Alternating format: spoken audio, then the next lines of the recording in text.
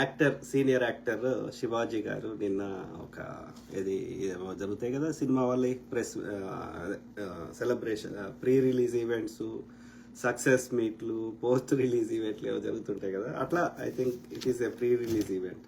So అందులో ఆయన క్యాజువల్గా తన ఏమంటారు మనము అంటే ఏదో స్పీచ్ ఇవ్వాలని కాకుండా తన ఏం హృదయ అంతరాల నుంచి ఏమనిపిస్తుంది మాట్లాడుతున్నాడు. సో ఆ క్రమంలో హీఈస్ ఏమంటారు ఓల్డ్ స్కూల్ యాక్టర్, అంటే పాత తరం. ఎవరు చేస్తలేరు ఆ కార్యక్రమం అనేది, అది భూమి పుట్టినప్పటి నుంచి ఇప్పటి వరకు అన్ని జీవులు చేస్తున్నాయి మనుషులతో సహా. సో అది వేరు.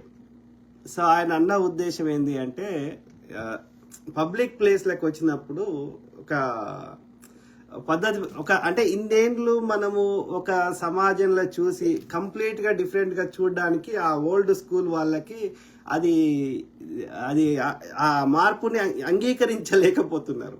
అంటే ఎవ్రీ జనరేషన్ ఇట్ హ్యాపెన్స్. అప్పుడు లేచింది నిద్ర లేచింది మహిళా లోకం అన్నది ఎన్టీఆర్ సినిమాల పాట ఉండే కదా. సో అంతకుముందు జనరేషన్కి మహిళలు ఇంట్లోనే ఉండి ఉన్న వాళ్ళు సమాజంలో వస్తే అప్పుడు వింతగా చూసారు. This happens every time. మార్పుని అంగీకరించడానికి మన మైండ్ సెట్ మారడానికి టైం పడుతుంది. ఓకే, సో ఆ క్రమంలో yes it is happening for a good reason. మహిళలని ఆట వస్తువు లెక్క చూసే ఈ మనువాద కల్చర్ అనేది పోవాలి. అర్థమైందా? పోవాలంటే కప్పుకున్న రోజులు పోదు. ఇక ఏ జీవి కూడా చూడండి, మీరు ఏ జీవినన్నా చూస్తే అయ్యో ఇది బట్టలు లేదే అన్న భావన మీకు వస్తుందా చెప్పండి? ఏనుగు, కుక్క, నక్క, పాము, పిల్లి ఏదన్నా తీసుకోండి. మనిషి కూడా అంతే కదా. Yes or no? దానికి కోరిక వచ్చినప్పుడు మాత్రం కోరిక తీర్చుకుంటున్నాయి ఏ జీవులైనా. కానీ నీకు అది కనిపించింది ఇది కనిపించింది అనుకుంటే ఒక్క కుక్క బతకది, ఇది ఏ జీవి బతకది భూమి మీద. మరి మనిషి ఎందుకు అవుతున్నాడు? మనకి బట్టలే కావాలనుకుంటే అమ్మ యోనిలోకి వెళ్ళి వచ్చినప్పుడు బట్టలతోటే పుట్టేటోళ్ళం కదా. ఇప్పుడు జుట్టు అనేది రక్షణకు ఉంది కాబట్టి జుట్టుతోటి పుట్టినప్పుడు బొక్కలు అనేవి రక్షణ కోసం ఉన్నాయి, స్ట్రక్చర్ కోసం ఉన్నది కాబట్టి అవి పుట్టుకతోటే వచ్చినాయి. అట్లా జంతువులకి మనకు కూడా ఆది మానవులకి ఏంది, మనం అన్ని గీక్కొని ఇట్లా జనరేషన్ ఇట్లా అయిపోయింది. కానీ లేకపోతే మొత్తం శరీరం అంతా జంతువులకు ఉన్నట్టే ఉంటాయి కదా. ఈ యొక్క ఎంటుకలతోటి చాలా రకాల పర్పస్ ఉంది. ఒకటి హీట్ని కంట్రోల్ చేస్తున్నాయి వెంట్రుకలు, తర్వాత రక్షణ కల్పిస్తున్నాయి. ఇప్పుడు జంతువు అది అంత చలిలో అయినా పోలార్ బేర్ అయినా ఎందుకు సర్వైవ్ కాగలుగుతుంది? బికాస్ ఆఫ్ ద లోపల ఉండే పైన ఉండే స్కిన్ లోపల ఉండే ఫ్యాటు, ఆ పైన ఉండే ఈ యొక్క ఏమంటారు ఈ యొక్క వెంట్రుకలు. సో అందుకే ఇప్పుడు చలి ప్రాంతాల్లో ఉండేటోళ్ళు ఎక్కువ వేసుకుంటారు. అంటే జంతువులాగా జంతువు దానికి ఏది ఎంట్రుకలు పెట్టినట్టు మనం కోట్లు వేసుకుంటున్నాం మీదకి వెళ్ళి రక్షణ కోసం. కాబట్టి ఐడియల్ కండిషన్లో బట్టలు లేకుండా జంతువులాగా తిరగలిగితే దట్ ఈస్ ద న్యాచురలిస్ట్, నేచర్కి అనుకూలంగా బతుకుతున్నట్లు లెక్క. సో ఆ నేచర్ నుంచి చాలా దూరంగా బతకడం స్టార్ట్ చేసినాం. న్యాచురలిస్టులు అని ఉంటారు కొంతమంది, అడవులలో పోయి బట్టలు లేకుండా ఉండేటోళ్ళు ఉన్నారు కొంతమంది. నేటికి అమెజాన్ అడవుల్లో, ఆఫ్రికా అడవుల్లో, ఇంకా చాలా అడవుల్లో ఈ నేటికి బట్టలు లేకుండా ఉంటున్న జాతులు చాలా ఉన్నాయి. సో వాళ్ళకి ఎలాంటి ఫీలింగ్స్ రావు. నీ ఇది చూసినా అది చూసినా వాళ్ళ అమ్మనో వాళ్ళ చెల్లెనో అనుకోరాలు ఆదివానోళ్ళు ఈ బట్టలు లేకుండా తిరుగుతున్న ట్రైబ్స్. సో కాబట్టి బట్టల పర్పస్ వేరు, రక్షణ కోసమే ప్రారంభమైంది. తర్వాత రక్షణ నుంచి ప్యాషన్ వచ్చింది. కాబట్టి ఎవరికి నచ్చినట్టు వాళ్ళు బట్టలు వేసుకోవడం తప్పు లేదు. కానీ ఒక కరప్టెడ్ సిస్టమ్, కరప్టెడ్ బ్రెయిన్స్ వేల సంవత్సరాల నుంచి తయారైన బ్రెయిన్లని ఒకటేసారి నువ్వు మళ్ళీ ఆది మానవుల జంతువుల ఆ ఒరిజినల్ స్టేట్కి రమ్మంటే ఎట్లా వస్తాయి? రావు. కాబట్టి సో గుడ్ థింగ్ ఏంటంటే ఇన్ ద లాంగ్ రన్, ఇప్పుడు కాకపోయినా ఇంకా 5 ఏళ్ళకో 10 ఏళ్ళకో ఇంకా 20 ఏళ్ళకో, సో స్త్రీ అయినా పురుషుడైనా బట్టలు లేకుండా వస్తే నీకు ఎలాంటి ఫీలింగ్ రాకూడదు, జంతువులకు రానట్టుగా. ఆ రోజు దూరంలో లేదు. That is a good thing. అర్థమైందా? అప్పుడు ఏమవుతుంది? Our focus gets on to something bigger. ఇప్పుడు వెనకట రాజుల కాలంలో ఆ కాలంలో ఇంత అద్భుతమైన కట్టడాలు ఎట్లా కట్టిర్రు, ఇన్ని రకాలుగా ఇంత ప్రగతి ఎట్లా సాధించారు ఇప్పుడున్న టెక్నాలజీ లేనప్పుడే అని ఆలోచిస్తే, because they focus on something else, bigger things. ఇప్పుడు మన ఫోకస్ అంతా ఈ శరీరం చుట్టూ తిప్పారు, ఎస్పెషల్లీ ఉమెన్ని బాడీ కాన్షియస్ చేసి కూడా చదివెట్టారు. నువ్వు బెడ్రూమ్లో వండడానికి, ఆ పండితే వచ్చిన పిల్లల్ని పెంచడానికి బెడ్రూమ్ వంట రూమ్ తప్ప నీకు ఈ సమాజంలో నీకు వేరే ఏం చేయడానికి నీకు అర్హత లేదు, నీకు బ్రెయిన్ లేదు అని ఆమెను సైకలాజికల్ గా అన్ని రకాలుగా చంపేసారు స్త్రీని. కాబట్టి దిస్ ఈస్ ఎ లిబరేటింగ్. ఈ బాడీ కాన్షియస్ వెళ్ళిపోవాలంటే ఎప్పుడు వెళ్ళిపోతుంది? అది ఏం చూసినా నీకు ఏ ఫీలింగ్ రాని రోజు వెళ్ళిపోతుంది. ఎస్, టచ్ చేస్తే ఎస్ నీకు కోరికలు రావాలి. ఎందుకంటే నీవు ఈ శరీరం మీద ఉండే ఉపరితలంలో ఉండే పెరిఫెరల్ అంటే పైన ఉండేటువంటి నరాలని ఒక పద్ధతిలో తాడనం చేస్తే నరాలు ఉద్రేకమైనప్పుడు కలిగేటువంటి భావప్రాప్తియే నీ sex. Stimulating the peripheral nervous system is nothing but your భావప్రాప్తి సెక్స్. ఎందుకంటే అదైనప్పుడు ఒక పర్టికులర్ గుడ్ హార్మోన్స్ రిలీజ్ అయినప్పుడు ఆ భావప్రాప్తి అనేది, ఆ స్ట్రెస్ ఫ్రీ అనేది అది నీ బ్లిస్ఫుల్ని కలిగియాలంటే ఆ నరాలని, ఎందుకంటే నరాలు ఆ బ్రెయిన్ కనెక్ట్ అయినాయి, బ్రెయిన్ రిలీజెస్ ద హార్మోన్స్ కాబట్టి ఆ నరాలని పర్టికులర్ అంటే టచ్ చేస్తేనే నీకు ఫీలింగ్స్ రావాలి, చూస్తే రాకూడదు. చూస్తే వస్తున్నాయి అంటే నీ మైండ్ కరప్ట్ అయింది అని అర్థం. సింపుల్. సో కాబట్టి this is a good thing in a way. రెండోది, బట్టలు అనేది ప్యాషన్ కోసం వేసుకోవాలి. కానీ అయితే ఇక్కడ ఏంది, ఒక దరిద్రం మన దగ్గర వచ్చింది అంటే ప్యాషన్ అంటే ఇప్పుకోవడము. ఇదొక భావన చాలా మందికి ఉంది. అంటే ఆమె ప్యాషనేట్గా ఉంది అంటే బట్టలు ఇప్పుకుంటే ప్యాషనేట్గా ఉంది. మోకాళ్ళ పైకి వేసుకుని నిలబడినంతసేపు ఏం సమస్య లేదు, కూర్చుంటే మొత్తం కుల్లానే.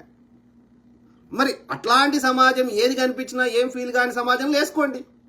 న్యూడ్ బీచ్లు ఉన్నాయి, పోయి బట్టలు ఇప్పుకొని తిరగండి. మేము వద్దంటున్నామా?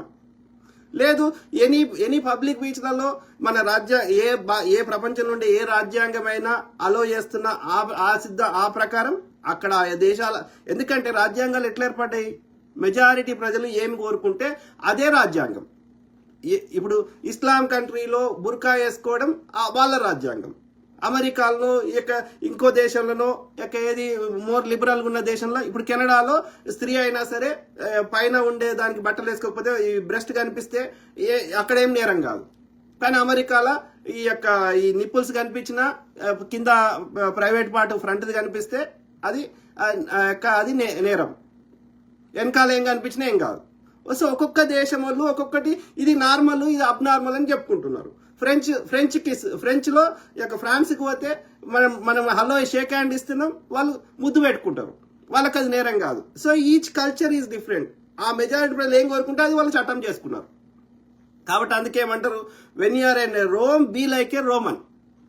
నువ్వు రోమ్లో ఉన్నప్పుడు రోమన్ లాగా ఉండు, ఇంకో దేశం పోయినప్పుడు ఆ దేశం లెక్క ఉండు అని చెప్తున్నారు. కాబట్టి అక్కడి మెజారిటీ ప్రజలు ఏం కోరుకుంటున్నారో దాని తగ్గట్టుగా మనం పబ్లిక్ లైఫ్లోకి వచ్చినప్పుడు మనం ప్రవర్తించాల్సి వస్తుంది. నీ బెడ్రూమ్లో, నీ బాత్రూంలో, బీచ్కి పోయినావు, బీచ్కి పోతే ఆడ బట్టలు లేకుండానే కంఫర్ట్గా స్విమ్మింగ్ చేస్తుంది. కాబట్టి నువ్వు అక్కడ ఆ దేశ చట్టాల ప్రకారం నీకు ఎట్లా అనుకూలంగా ఉంటే వేసుకో. బీచ్కి పోయి ఇప్పుడు చాలా ఇక్కడ చూస్తుంటాయి, ఇక్కడ మన అమెరికాలో కూడా బీచ్లకు పోతే ఆడితే వేరే వాళ్ళు అమెరికన్స్ కానీ తెల్లోళ్ళు కానీ వాళ్ళు, ఈవెన్ ఇండియాలో చూడండి మీరు, గోవాను ఇంకెక్కడికైనా పోయి చూడండి, వాళ్ళు ఏంది కరెక్ట్గా బీచ్కి తగ్గట్టుగా వేసుకుంటారు. ఏది కింద ఒక బికినీ లేదా చెడ్డి. సో పైన మగోడైతే పైన వేసుకోడు, కింద షార్ట్ తప్ప. సో ఆడళ్ళు అయితేనేమో కింద చెడ్డి పైన ఇది బ్రా లాంటిది వేసుకుంటారు. సో మన వాళ్ళు ఏం చేస్తారు, నిండా కప్పుకొని పోతారు. నాకెంత తిక్కలేస్తుంది అంటే, అరే అక్కడ సిచ్యువేషన్లో నువ్వు అక్కడ ఎట్లుండాలనో అట్లుండాలి, అక్కడ ఎట్లు ఇప్పాలనో అట్లా ఇప్పాలి. సో సిచ్యువేషన్ తగ్గట్టుగా ప్రవర్తించమని నేను కోరుతున్నాం. డ్రెస్ అనేది సిచ్యువేషన్ తగ్గట్టుగా ఆ సమాజం యాక్సెప్టెన్స్ దిశగా చేయాల్సిన అవసరం ఉంది. కానీ అది కాకుండా మాకు నచ్చినట్టు వేసుకుంటామంటే వేసుకో, ఎవరు వద్దంటలేరు. ఓకే, పబ్లిక్ ప్లేస్లో కూడా నాకు నచ్చినట్టు వేసుకుంటా, యాజ్ లాంగ్ యాజ్ ద రాజ్యాంగం అలో చేసినంత వరకు అంటే వేసుకో. ఎవడేమైనా కామెంట్ పెడితే తీసుకో, ఎందుకంటే పబ్లిక్ ప్లేస్ అనే నీ బెడ్రూమ్లకు వచ్చో నీ బాత్రూమ్లకు వచ్చో నీ అనుమతి లేకుండా వాళ్ళు ఏమైనా రికార్డ్ చేస్తే, వాళ్ళు ఏమైనా తెచ్చి పబ్లిక్ ప్లేస్లో పెడితే నీ అనుమతి లేకుండా వాళ్ళు తప్పు. నీ ప్రైవేట్ ప్లేస్లకు వచ్చి నీ అనుమతి లేకుండా వాళ్ళు ఏమైనా రికార్డ్ చేసుకొని అది పబ్లిక్లో పెడితే అది నేరం అవుతుంది. దాని మీద నువ్వు క్రిమినల్ కేసు ఫైల్ చేయొచ్చు, వాళ్ళ మీద చర్యలు తీసుకోవచ్చు, సింపుల్. కానీ పబ్లిక్ ప్లేస్ అనేది అందరిది. రోడ్లు, బహిరంగ సభలు, మీటింగులు, ఇది అందరిది, నీ ఒక్కరిది కాదు, ఒక్క స్త్రీది కాదు. కానప్పుడు నీకు స్వేచ్ఛ ఉంది ఇప్పుకోవడానికి అన్నప్పుడు వాడిని కామెంట్ చేయడానికి ఎందుకు స్వేచ్ఛ ఉండకూడదు నాకు చెప్పండి. దిస్ ఇస్ ఎవ్రీబడీస్ ప్లేస్ కదా. నీ ప్లేస్ ఎట్లయితే నీ ప్లేస్ నీకు ఎంత హక్కు ఉందో ఈ పబ్లిక్ ప్లేస్ మీద, వాడికి కూడా అంతే హక్కు ఉంది కదా. పబ్లిక్ ప్లేస్ లో నీకు బట్టలు ఇప్పుకోవడానికి హక్కు ఉన్నప్పుడు వాడిని కామెంట్ చేయడానికి ఎందుకు హక్కు ఉండదు చెప్పండి నాకు. నీ వల్లే కరెక్టే, కానీ నీ వల్ల ఏడున్నది పబ్లిక్ ప్లేస్లో ఉంది కదా. సో అంటే నువ్వు బట్టలు నాకు నచ్చకపోయినా నీకు మొత్తం బట్టలు ఇప్పినా మేము చూసి భరించమంటున్నావు, కానీ మేము పెట్టే కామెంట్ నువ్వు తీసుకోవడానికి సిద్ధంగా లేవు. అంటే అర్థమైంది, నువ్వు విచ్చలవిడితనాన్ని కోరుకుంటున్నావు. నీ సమాజంలో ఉండేటువంటి మినిమం ఎక్స్పెక్టేషన్స్కి, మినిమం ఒక కర్టసీకి నీవు ఆచరించడానికి సిద్ధంగా లేవు అని అర్థం. నేను ఏం చేసినా మీరు నోరు మూసుకొని కూసామని చెప్తున్నావు. దీనికి ఫెమినిజం అని పేరు పెడుతున్నావు. ఫెమినిజం అంటే అది కాదు. చాలా మందికి ఫెమినిజం అంటే పురుషులను వ్యతిరేకించడము, లేకపోతే నాకు నచ్చినట్టుగా ఉండడం వేరు, విచ్చలవిడితనం వేరు. అర్థమైందా? సో విచ్చలవిడితనాన్ని దాని ఫెమినిజం అంటే నేను అస్సలు ఒప్పుకోను. మహిళల హక్కుల కోసము మహిళలు పురుషులకు సమానంగా అన్ని రంగాల్లో రాణించాలని కోరుకోవడం కరెక్ట్. అంతేగాని పురుషులను ద్వేషించడము, లేకపోతే సమాజానికి మినిమం ఎక్స్పెక్టేషన్ లేకుండా నా ఇష్టం ఉన్నట్టు ప్రవర్తిస్తా అనడము, అదే ఫెమినిజం అంటే నేను తోలు తీయాల్సి వస్తుంది.